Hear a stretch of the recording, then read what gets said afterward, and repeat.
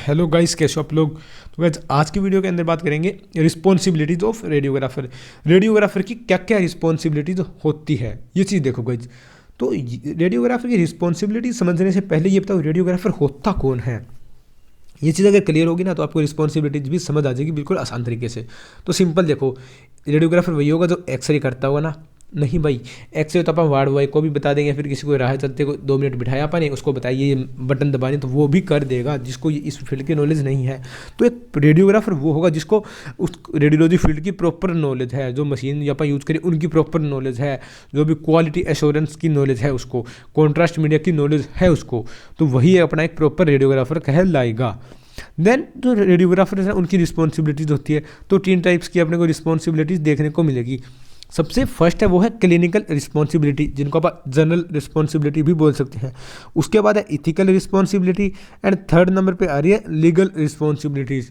तो अगर बात करें क्लिनिकल रिस्पॉन्सिबिलिटी की ना, तो क्लिनिकल रिस्पॉन्सिबिलिटी के अंदर अपने को नॉलेज होनी चाहिए, जो भी प्रोसीजर हो रहा है, प्रैक्टिकल प्रोसीजर बोल सकते हो, जो भी अपना स्कैन हो रहा है, जो भी आप पोजीशनिंग का प्रॉपर पता होना चाहिए, अपने को एक्सपोजर का पता होना चाहिए।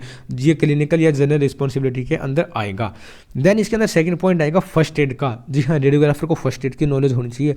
हो सकता है डिपार्टमेंट में कुछ भी हो जाए तो उस केस के अंदर हैंडल करने के लिए पेशेंट क्रिटिकल कंडीशन आ जाए तो फर्स्ट एड जो भी अपना डॉक्टर स्टाफ पहुँचने से पहले वो ये ट्रीटमेंट दे सके। देन कह रहा है कि पेशेंट की साइकोलॉजी को समझना भी अपनी जनरल ड्यूटी है। ठीक है, तो पेशेंट किस टाइप का है, अगर अग्रेसिव पेशेंट है, शांत है या डिप्रेस वगैरह, किस टाइप का पेशेंट है, ये उसका जो भी साइकोलॉजी स्टेट है ये उस रेडियोग्राफर की ड्यूटी है। उसके बाद ये चीज़ें समझ लेंगे, उसके बाद पेशेंट को राइट एटमॉस्फेयर भी देना पड़ेगा। ये नहीं है कि आप पेशेंट को अपने रूम में आ रहा है अपन उसे अकेला छोड़ दिया और अपन इधर उधर हो गए, नहीं, ये काम नहीं है अपना। ठीक है, जो भी रेडियोग्राफर है उसका बोल रहा हूँ मैं। ठीक है, तो आपको ध्यान रखना होगा कि उसको एक प्रॉपर इन्वायरमेंट दिया जाए, आपको प्रॉपर तरीके से बातचीत करनी है उस पेशेंट से, क्योंकि वो डिस्टर्ब तो पहले से ही भी है ना, तो आपको उसको और डिस्टर्ब नहीं करना। देन कह रहा है कि कोई भी पेशेंट अपने पास आएगा वो स्ट्रेस तो होगा, तो ये अपनी ड्यूटी है कि आप उसको हैंडल करें। देन कह रहा है कि एक स्माइल होनी जरूरी है। स्माइल भी अपनी जनरल ड्यूटी ही है गाइज। अगर पेशेंट आ रहा है, अगर आप उससे प्यार से बात करोगे, एक फेस पे आपके स्माइल होगी ना, तो सामने वाला भी हाँ उसको फील होगा कि हाँ यार ये बंदा, इसको नॉलेज है कुछ, या फिर वो आपके साथ है ना आपको अपने आप से रिलेट करने लग जाएगा, कि एक बॉन्डिंग भी बन जाएगी, बोल सकते हो उसी टाइम। देन कह रहा है कि रिस्पॉन्सिबिलिटीज ऑफ रेडियोग्राफर। रेडियोग्राफर की रिस्पॉन्सिबिलिटीज क्या है, ये देखो एक बार, ये बेसिक चीज़ यहाँ देखो इसी कवर के अंदर करे हैं आपा। ठीक है, कौन से के अंदर, क्लिनिकल रिस्पॉन्सिबिलिटीज़ के अंदर या जनरल के अंदर। पेशेंट की केयर करना बहुत इंपॉर्टेंट है अपने डिपार्टमेंट के अंदर, ये तो अपने को भी पता है।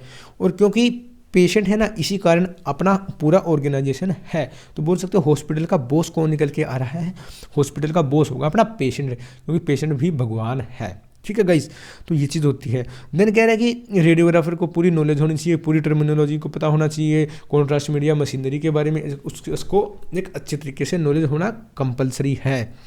देन कह रहा है कि टेक्नीशियन है, उसको मेडिकल लीगल इश्यूज़ का भी पता होना चाहिए। वो कौन कौन से वो आगे अपन डिस्कस कर लेंगे, तो बेसिक्स है। ठीक है गाइस। देन कह रहा है कि रेडियोग्राफिक रूम के अंदर क्या क्या चीज़ें होनी चाहिए, या फिर बोल सकते हो उसकी केयर किस तरह कर सकते हैं। तो अपना जो एक्सरे रूम, जो एग्जामिनेशन रूम है, एक्सरे सिटी हमारी जो भी अपना रूम है, जहाँ अपना कंसोल है और जो भी अपना स्कैनिंग एरिया है, डार्क रूम है, जो भी है, उसके अंदर प्रॉपर अपने को क्लीनिंग होनी चाहिए, नीट एंड क्लीन होना चाहिए वो डिपार्टमेंट। देन उसके बाद अपनी मशीनरी भी प्रॉपर क्लीन होनी चाहिए। देन अपने को लीकेज वगैरह का ध्यान रखना है। साथ में अपने को रेडिएशन जो भी लीकेज वगैरह नहीं होनी चाहिए रूम से, अगर मशीन से हो रही है, तो ये सारा काम क्वालिटी एश्योरेंस का काम भी रेडियोग्राफर का है।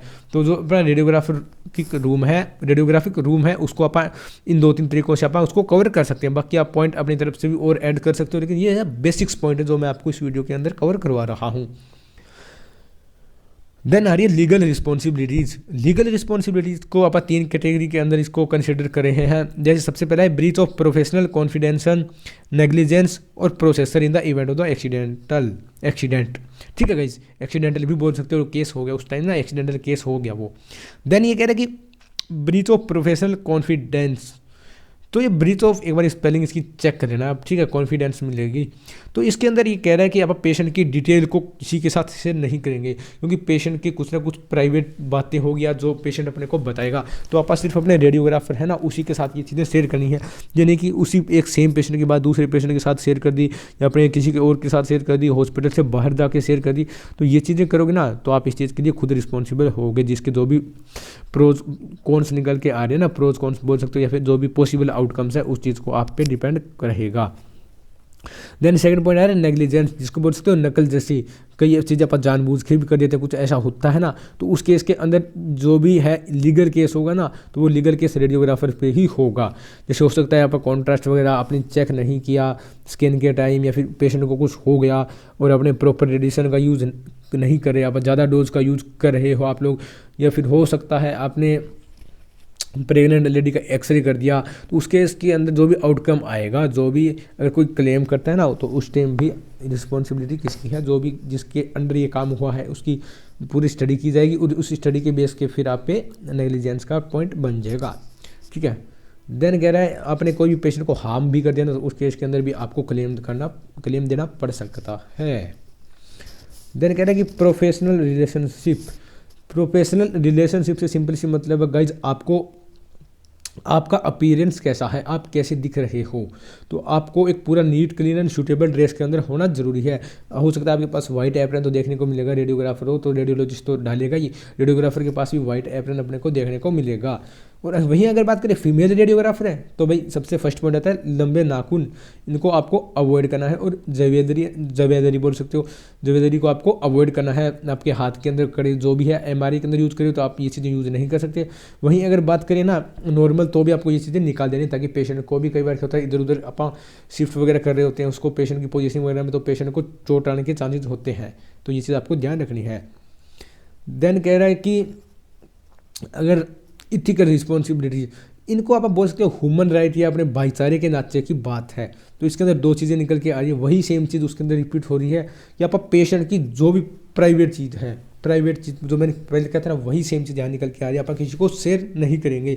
और यही फिर कोड ऑफ इथिक्स के अंदर देखने को मिलेंगे, 10-12 जो भी है, जैसे 7 से स्टार्ट हो गया अपने 11-12 की रेंज देखने को मिलेगी, ये रूल्स है ना, यही सेम चीज़ अपने को वहाँ देखने को मिलेगी। देन कह रहा है कि अगर पेशेंट ने कुछ ऐसी चीज़ें बताई आपको, तो आप सिर्फ उसको रेडियोग्राफर के साथ या फिर जो भी उसका रेफरिंग डॉक्टर ना उसके साथ शेयर करना है। देन ये कह रहा है कि रेडिएशन हैजर्ड्स, अलारा प्रिंसिपल का आपको प्रॉपर यूज करना है। ठीक है। देन अपना निकल के आ रहा है रिस्पॉन्सिबिलिटीज ऑफ नेग्लिजेंस, इसके अंदर ये कह रहा है कि कंपनसेशन की बात आ रही है या फिर क्लेम की बात आ रही है। तो रिस्पॉन्सिबिलिटी के अंदर बात करें तो ये हॉस्पिटल को बियर करनी पड़ती है, तो अगर आपकी गलती है तो उस केस के अंदर हॉस्पिटल बियर नहीं करेगा, जो भी उसके अंदर कंसर्न एम्प्लॉय था उसके ऊपर जो भी क्लेम आएगा तो वो उसको हर्जाना जो भी है वो फिर भरना पड़ेगा।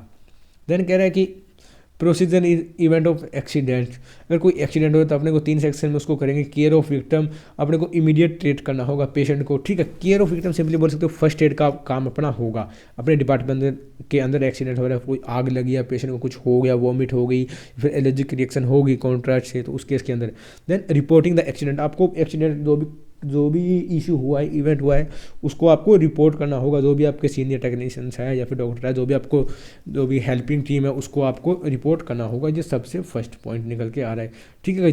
देन उसके बाद नेक्स्ट आ रहा है कि एक्सीडेंट को रिकॉर्ड करना है। रिकॉर्ड के लिए ना अपने डिपार्टमेंट के अंदर अलग अलग डॉक्यूमेंटेशन होगा, तो उस डॉक्यूमेंटेशन के अंदर आपको बताना होगा कि क्या क्या हुआ था, कौन कौन थे और क्या क्या चीज़ें हुई, क्या क्या अपना नुकसान हुआ, क्या क्या चीज़ें अपनी बच गई, तो वो सारा रिकॉर्ड अपने को देना होता है। तो आज की वीडियो में इतना guys. Okay, thank you friends, have a nice day.